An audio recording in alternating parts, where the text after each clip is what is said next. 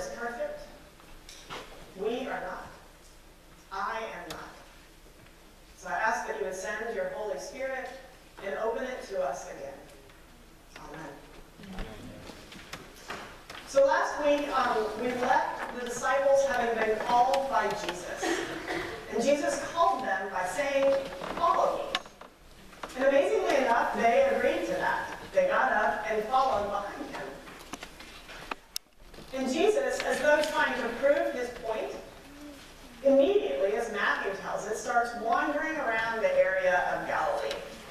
And so Peter and Andrew, James and John go with him, following behind. They follow him as Jesus heals, as Jesus teaches, and eventually his reputation spreads and crowds start to draw, and they follow behind him too. But today, at the scripture for today, Jesus stops. He stops at a spot that looked like this. This is a picture taken from one of the hills around the Sea of Galilee. Now, it's called a mountain in the Bible, but we who live here in the Appalachians, we might call it a hill, but a really pretty hill. Jesus stops and sits down, and so behind him is the uphill, and in front of him is the sea, and it forms a kind of natural amphitheater. And with the crowd ahead of him, waiting to hear what he will say, Jesus begins the Sermon on the Mount. So I invite you to hear this opening teaching from the Sermon on the Mount today, as Don will read it for us.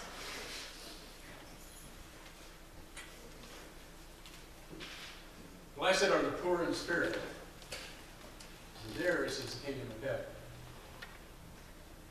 Blessed are those who mourn, for they will be comforted.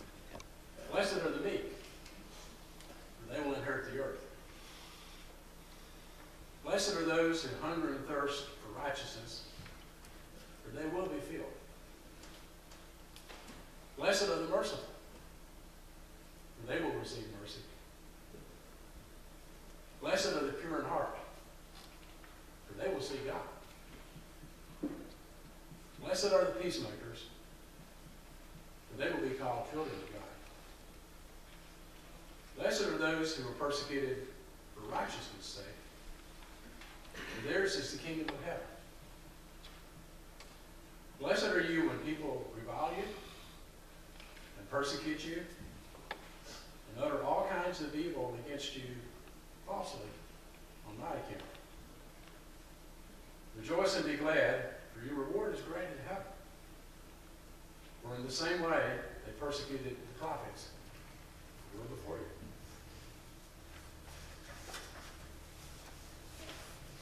So there's one word that stands out here, blessed.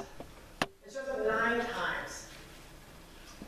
And that can be a little tricky because, as Rebecca alluded to, we have different understandings of the word blessed.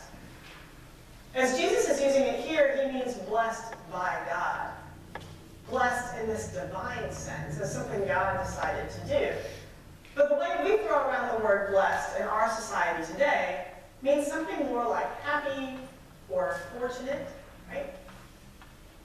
And if you're not convinced yet, I have some proof for you today. But first I need to explain a little something about social media. So how many of you have like a Facebook account? Ever been on Facebook? Yeah, some of you. Hey, if you ever go on Facebook or Twitter, there's a thing called a hashtag. Who's ever heard of a hashtag? Yeah, hashtag. So it looks like a pound sign. If you've ever seen a pound sign in front of a word and wondered, what's that about?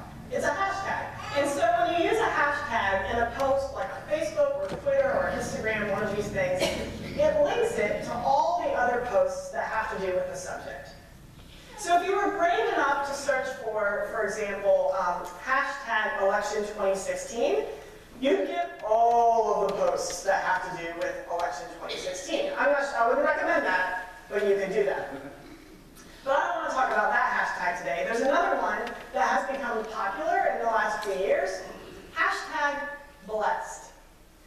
But if you go and you search this, it's funny, it brings up things that are very different from the Sermon on the Mount, like this one. So who's the big burly guy with the yellow bandana on his head?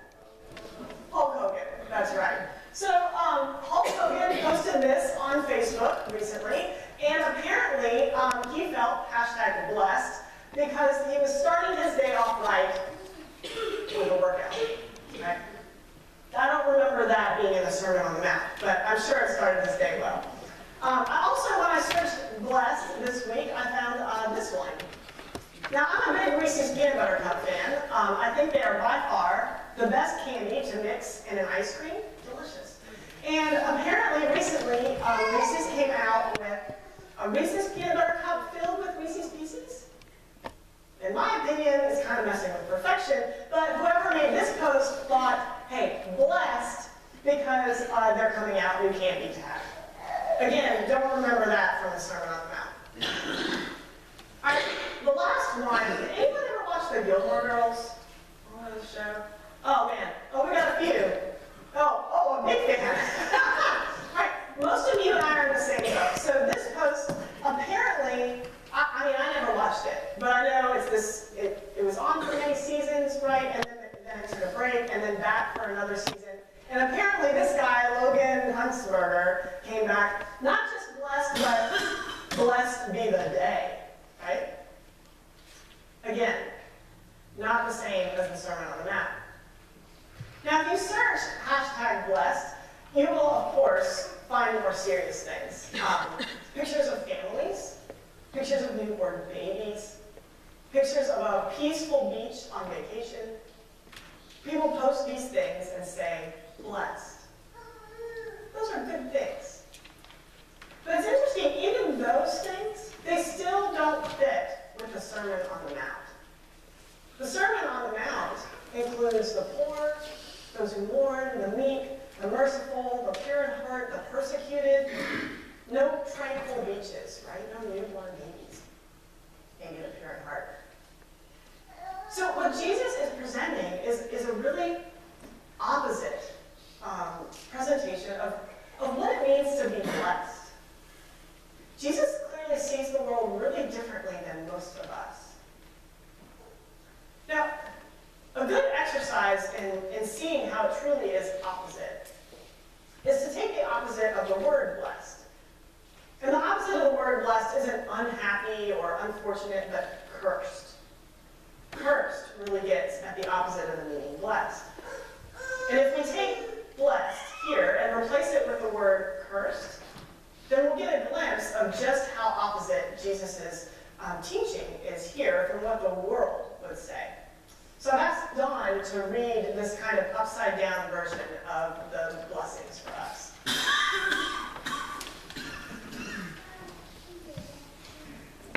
Cursed are the poor in spirit. Cursed are those who mourn. Cursed are the meek. Cursed are those who hunger and thirst for righteousness. Cursed are the pure in heart. Cursed are the peacemakers. Cursed are those who are persecuted for righteousness' sake.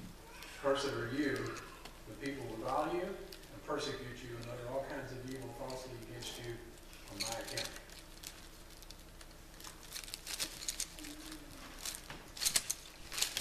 So I know we're here in church, and when we're in church, like my son during the children's sermon, we know the right answer is always Jesus, or whatever Jesus taught, right? But I want you to suspend that for a moment and look at this list, this opposite list of Jesus' blessings. And for me, at least, if I'm honest about my reaction, it looks more accurate. Because, yeah, those who are poor or poor in spirit, they're cursed. They suffer. They're downtrodden and beat up. Those who are mourning, they're cursed. They're sad. Those who are meek, they're cursed. They're to be stepped on and taken advantage of. Those who are persecuted, they're cursed. Those who work for peace are often so cursed that the best known among them wind up dead fighting for their causes. This is what the world sees. But that's not how Jesus looks at the world. Jesus looks at the world through God's eternal eyes that see what is and what will be and what is to come, that see everything, that see not just the state someone is in now, but the state that they will be. And with that perspective, God sees more. God sees different. God sees this. God sees it all as blessed.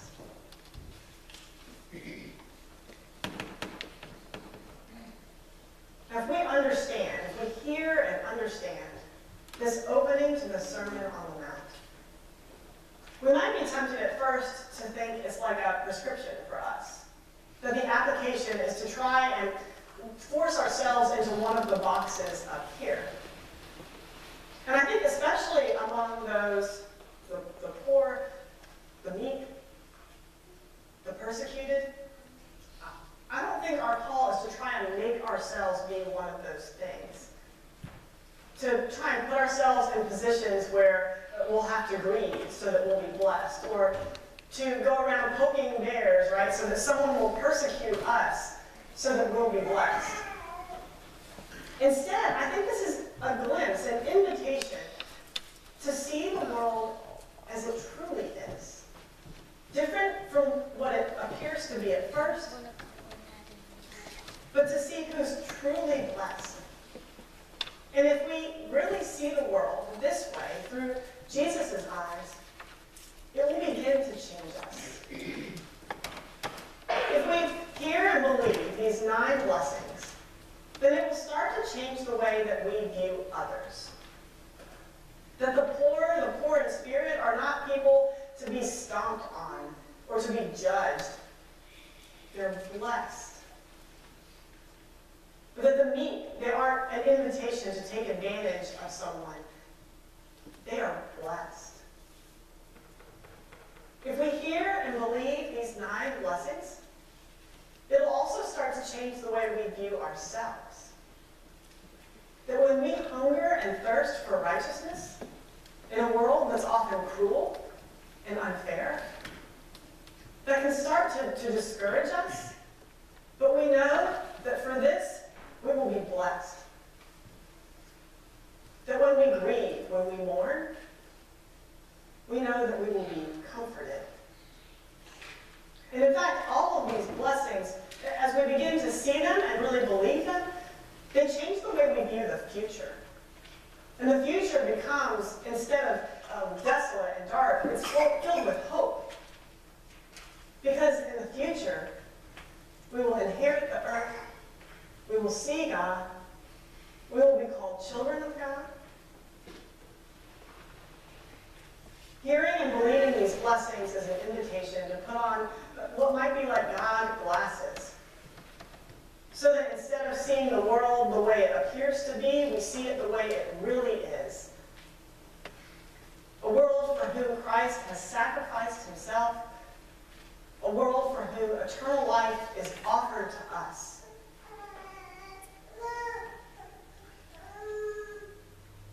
And the way that this affects us, the difference that this makes on us, will have to do with our starting point. Because some of us read this list from a position that's pretty good. And some of us hear these blessings from a position that's far too low.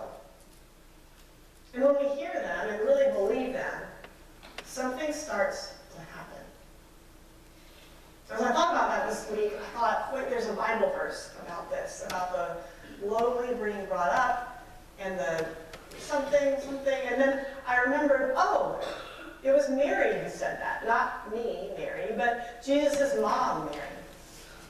When she found out that she was pregnant with the Christ child in her womb, she literally burst into song. But it was more like a prophetic song, a song that declared what God was doing through the birth of Jesus Christ.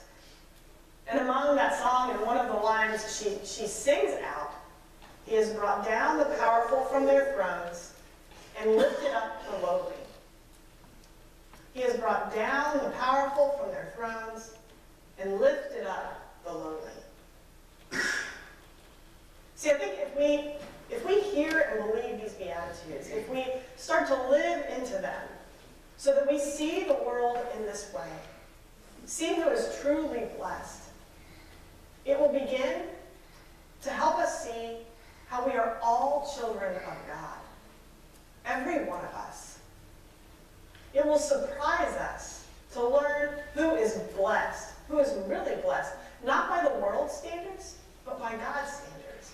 And not by a way that we earn or we make for ourselves, but by a way that God freely gives. These blessings are a powerful lesson for us. And honestly, they've been more than I can hardly take in 1 week. And so I want to invite you into something. I want you to hear these not just today, but throughout this whole week. In the bulletin, there's always a list of suggested scripture readings to follow up from today. And the first one includes this passage. It's Matthew chapter 5, 1 to 12. And the rest of the readings will take you through the remainder of the Sermon on the Mount. So here's a choose your own adventure for this week. You can work through these readings as they're written, and find, you'll discover that the whole Sermon on the Mount reinforces this kind of flip perspective, seeing the world differently, living into Christ in a radical way. Or maybe you'd like to just take chapter 5, verses 1 to 12, these blessings, and read them every day, and use them as your lens through which to see the world. Either way, I know that God will work in your soul, will open you up to see others differently, to know that through God, there are blessings for each of us. Because if we are to be followers of Christ, then we need to see the world as Christ sees it. Amen.